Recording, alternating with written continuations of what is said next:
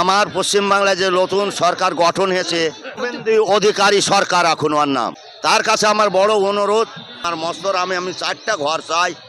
ডোমকুল থানার দাসের চক আছে এবং এখানে প্রত্যেক বছর বৈশাখ মাসে প্রত্যেক মঙ্গলবার একটি মেলা মানত মেলা অনুষ্ঠিত হয় এবং এখানে কমিটি কর্তৃপক্ষ আছে। আমরা জানবো যে এই মেলা কতদিন যাবত হয়ে আসছে।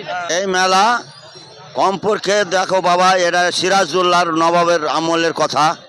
এটা ধরো 400 বছর 450 বছর আমলের এখানে মস্তরাম বাবার আমার ধামের যজ্ঞ চলছে। এখানে কোনো বহু আচ্ছা মানুষ হয়, কোনো দিন 5 লক্ষ মানুষ হয়ে যায়, কোনো 2 লক্ষ, কোনো দিন 10,000 এরকম ধামে মানুষ হয়। কিন্তু বাবা আমাদের এখানে যে কোনো একটা আস্থানা আছে, কি ঘর বাড়ি আছে বাবা, এত বড় দামে আমার সাধুরা কোথায় থাকবে, কোথায় কি করবে, কোথায় কি হবে। সাধুরা প্রায় 450 বছর থেকে এখানে আছে এবং এই মেলা অনুষ্ঠিত হয়, কিন্তু তাদের জন্য থাকা খাওয়ার যে ব্যবস্থা সেইগুলো সরকারি পক্ষ থেকে এখনো হয়নি। এই 450 বছর থেকে যে সাধুগুরু বৈষ্ণব ফকির মৌলা যা আছে আমার বাবা মস্তরাম দামে, তাদের কোনো পরিষেবা সরকার থেকে পাওয়া যায়নি।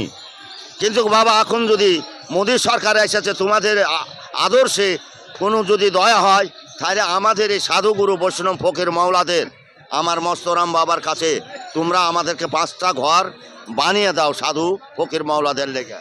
নতুন সরকার গঠন হয়েছে রাজ্যে, সেই সরকারের কাছে কি দাবি বা কি আবেদন জানাচ্ছে? আমি সরকার, আমার পশ্চিমবাংলায় যে নতুন সরকার গঠন হয়েছে তার নাম হচ্ছে শুভেন্দু অধিকারী সরকার এখন ওর নাম, সরকার বংশ এখন রাজামশাই আমার। তার কাছে আমার বড় অনুরোধ, আমার মস্তরাম ধানে আমার সাধুগুরু বৈষ্ণব ঠাকুরদের কাছে ফকির মৌলাদের কাছে আমার মস্তরামে আমি 4টা ঘর চাই।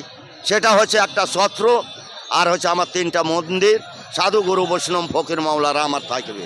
শুভেন্দু অধিকারী তিনি বিভিন্ন মন্দিরে পুজো দিয়েছেন, পাশাপাশি বিভিন্ন সাধু বাবাদের সঙ্গে সাক্ষাৎ করছেন, সেই দিক দিয়ে কতটা আশাবাদী?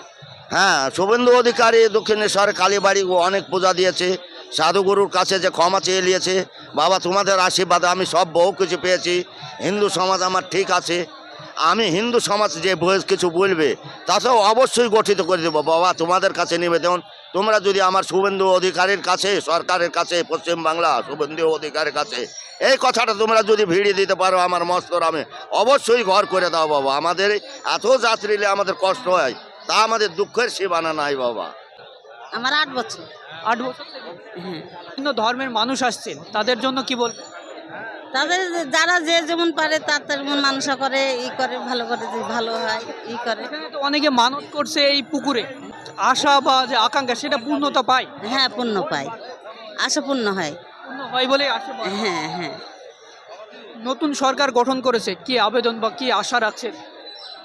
নতুন সরকার ঘটনা ঘটেছে, তা আপনাদের যা ভালো হয় তাই করে দিবেন আমাদেরকে। সাধু সন্ন্যাসীর দিকে একটু নজর রাখেন। হ্যাঁ, সাধু বাবাদের ঘর নাই তো, নাই, ঘর থাকলে ভালো হয়। ঘর থাকলে ভালো হয়।